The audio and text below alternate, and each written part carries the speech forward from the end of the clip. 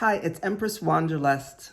Welcome back to my channel. On my channel, I talk about how I'm preparing to leave the US in the next 12 months. And in this video, I'm going to be discussing what I'm doing now to avoid feeling like an outsider later.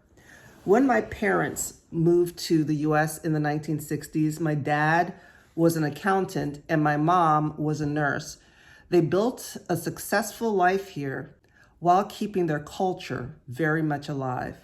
Now, as I prepare to leave the US, my biggest challenge is integrating into my new community. And while I fear feeling like an outsider, what I'm seeking is genuine connection so that I feel right at home. So I'm going to be sharing with you 3 approaches that I'm practicing so that I can feel right at home from day one.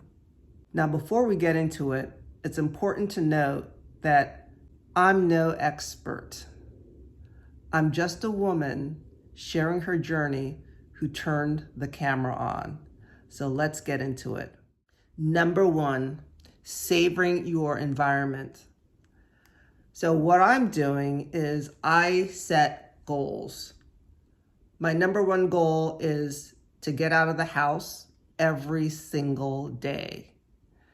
And it's easy for me to integrate that into my daily routine because right now I'm house sitting, so I gotta walk the dog. While I'm out walking the dog, I am enjoying nature, I am meeting people, I'm paying attention to my environment and commenting on what I see in a very positive way as I meet people. Just the other day, I met a neighbor. He stopped his car while the dog that I was walking was pooping in the middle of the road. So it made for some interesting conversation. But this neighbor was extremely helpful and I just felt so good. He told me his name, I told him my name, and he offered assistance if I needed any help. He and his wife were available to provide any assistance that I may need.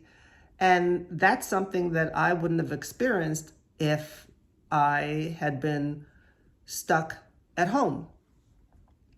So setting goals is a great way to force yourself to be out and about and savor the environment that you're in. Paying attention to your environment and noticing what's going on, noticing if there are events that have been put up that you may be interested in, noticing what's going on with neighbors or people in the community and commenting in a positive way, or if they're feeling distressed, asking them how you can be of assistance.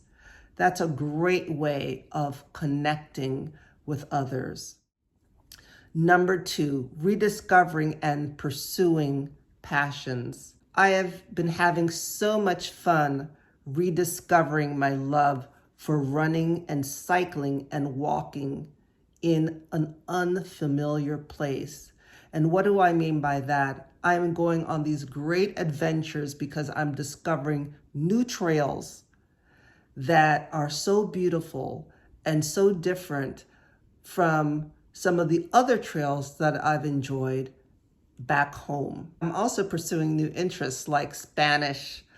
Spanish is a language that I'm very much interested in learning, and I practice it every single day. I think I have like a 95-day streak currently since I picked it up a few months ago. But I'm really passionate and really committed to learning how to speak Spanish and eventually other Romance languages. I'm also passionate about learning how to swim. Learning how to swim has been on my bucket list for a while. I had a bad experience when I was younger where I nearly drowned, and as a result, I have kept away from the water. But this year I committed to myself that I would learn how to swim, and I'm feeling more and more comfortable in the water. And these 2 new hobbies that I'm focused on, learning this year, Spanish and swimming. These are hobbies that I can take with me anywhere in the world. Number 3, engaging with your community.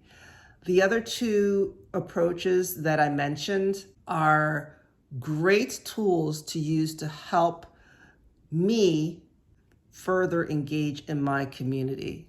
So as I'm out and about and I'm noticing all these neighborhood events that are being posted or actively happening in the moment, I'm inserting myself into those activities.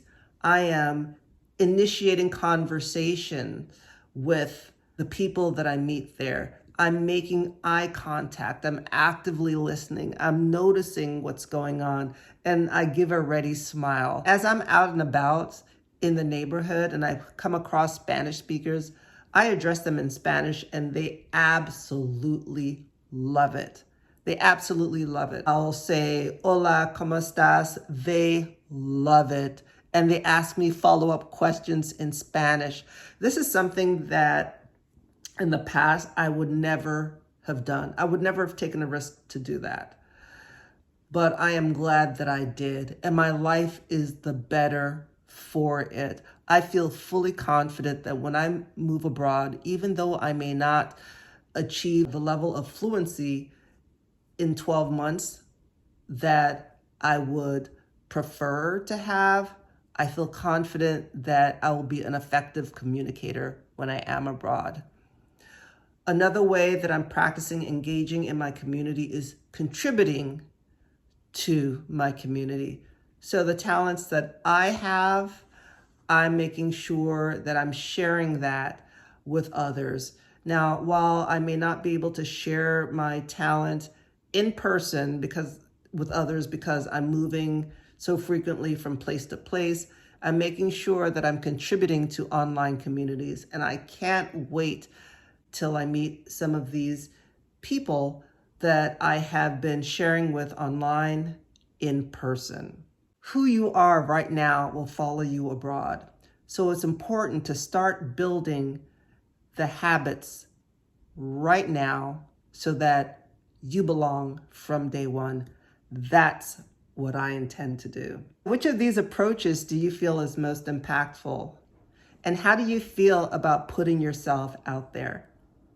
If any part of this video was helpful to you, please like, subscribe, and share so that the algorithm can help others who could benefit find my video. Thank you for watching. It's Empress Wanderlust. And as always, move smart, live well, and stay secure. And I'll see you in the next video.